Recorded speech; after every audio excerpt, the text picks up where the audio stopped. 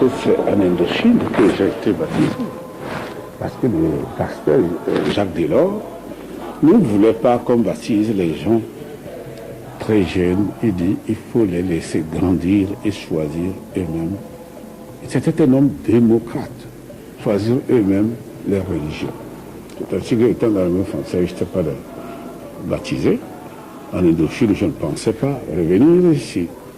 Et c'est là que j'ai été baptisé par un aumônier. Et c'est là que j'ai pris ma première communion. Parce que je voulais être en règle avant d'aller au-delà.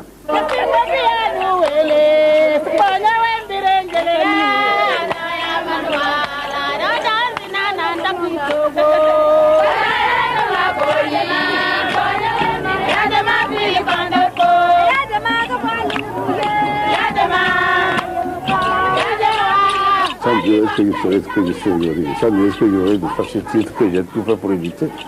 Sinon, dès que l'occasion s'est présentée, je devais accepter. Je n'ai pas accepté, mais c'est Dieu qui m'a forcé la main. Donc, mon destin. Si aujourd'hui, je suis à la tête de ce pays, ce n'est pas ma volonté, c'est plutôt contre ma volonté. J'ai choisi, n'est-ce pas, le métier des armes. Et alors, rentré dans l'armée le 20 mai 1953.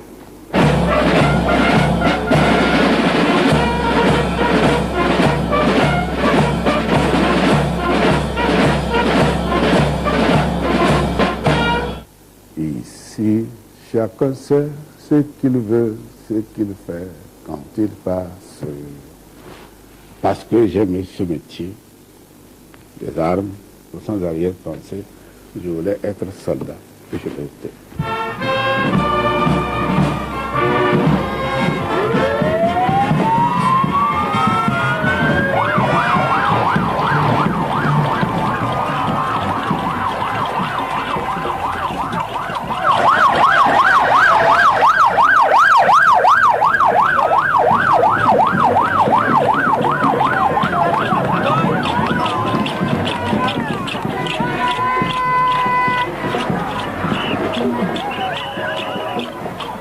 Une partie de l'intelligence africaine n'a pas tout à fait pris au sérieux le fait que dans cette région où depuis près de 40 ans on recrutait des soldats, où la figure du soldat était probablement revêtue d'un prestige beaucoup plus important que celui de l'administrateur et du fonctionnaire civil, que ce phénomène-là a pu marquer un homme comme Eyadema, façonner toute sa personnalité, donner un sens à son existence, et je crois que si on enlève la dimension militaire et la dimension violente, on ne comprend pas le personnage qu'est Eyadema. Je ne crois pas que ça soit seulement un élément de psychologie presque inné, je crois que c'est une construction sociale, il est comme ça parce qu'il a été bâti comme ça, et pour lui, je crois, cette manière d'être représente l'excellence. Lorsqu'en 1960, ils commencent à rentrer au pays, les tirailleurs démobilisés, congédiés en fait de l'armée française, réalisent qu'ils ne sont pas les bienvenus.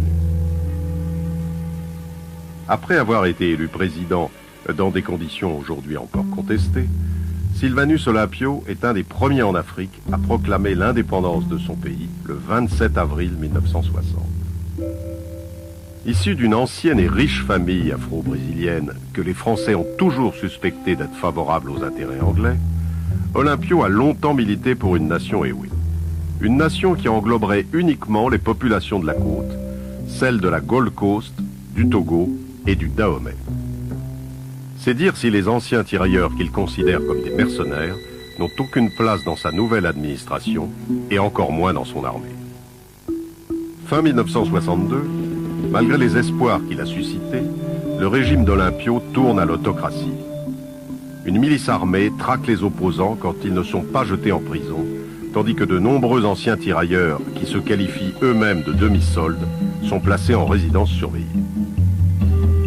Dans la nuit du 12 au 13 janvier 1963, une dizaine d'anciens tirailleurs, parmi lesquels l'ex-sergent-chef Eyadema, forcent la porte du président Olympio pour lui demander des comptes. Eyadema a senti qu'il allait être arrêté. Et c'est là qu'il me dit, nous avons demandé audience au chef de l'État. On voulait le rencontrer en tant que citoyen et lui demander qu'est-ce qu'on avait fait. Il rencontre le chef de l'État qui leur donne audience, mais à un moment donné, use de ce subterfuge de dire qu'il montait à sa chambre pour s'habiller, et au lieu de redescendre les chercher, la nuit étant tombée entre-temps, s'en va par un vasisdas, une fenêtre dans son jardin qui jouxtait l'ambassade des États-Unis. Et Yadema m'a dit, il y a eu des tirs sur ce fugitif, parce qu'on s'est tout de suite dit, s'il échappe, on est cuit. Donc ils ont tiré. La question c'est, quel est le fusil qui a atteint? Ça, je ne le sais pas. À l'aube, on retrouve le cadavre d'Olympio sur le trottoir. Faute de témoignages, toutes les hypothèses circulent. Le bras des tirailleurs, en particulier celui des Yadema, aurait été tenu par l'opposition, elle-même manipulée par les services secrets français. Une action que dément formellement cet homme aux apparences paisibles qui flâne dans les rues de Paris. Sa carrière se confond avec ce qu'on a surnommé la Franc-Afrique. Résistant, chef de commando en Indochine, il devient à la fin des années 50 un des responsables des services spéciaux français pour le continent africain. À ce titre, il sera l'un des plus proches collaborateurs de Jacques Foccart, le Monsieur Afrique du général de Gaulle. Je n'étais pas l'homme de Foccart, j'étais simplement le monsieur en liaison avec l'Élysée qui recevait directement l'orientation d'un président de la République. Et que voulait le président de la République à ce moment-là? Il avait fait son référendum, on avait créé cette communauté, éphémère, il faut bien le reconnaître, il n'y croyait pas lui-même beaucoup, mais sa politique de décolonisation, il voulait que ce soit une réussite. Donc, notre action à nous, notre objectif à nous, c'était la stabilité des régimes. J'avais donné moi comme instruction que je voulais avoir les renseignements, je dirais, quotidiens sur tout ce qui pouvait entraîner une instabilité politique. Pas forcément un coup d'État, parce que nous n'étions pas à ce moment-là, si vous voulez, trop à l'éveil de ce genre de choses.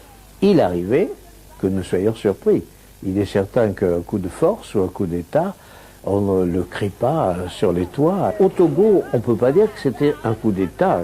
C'était une manifestation de mécontentement. Le général de Gaulle n'était pas très satisfait de ses actions militaires.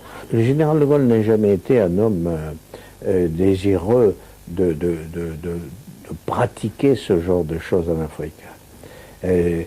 Il ne voulait pas le savoir. Hein. Bon. Ben, vous savez que les services spéciaux, c'est fait pour ça. Hein.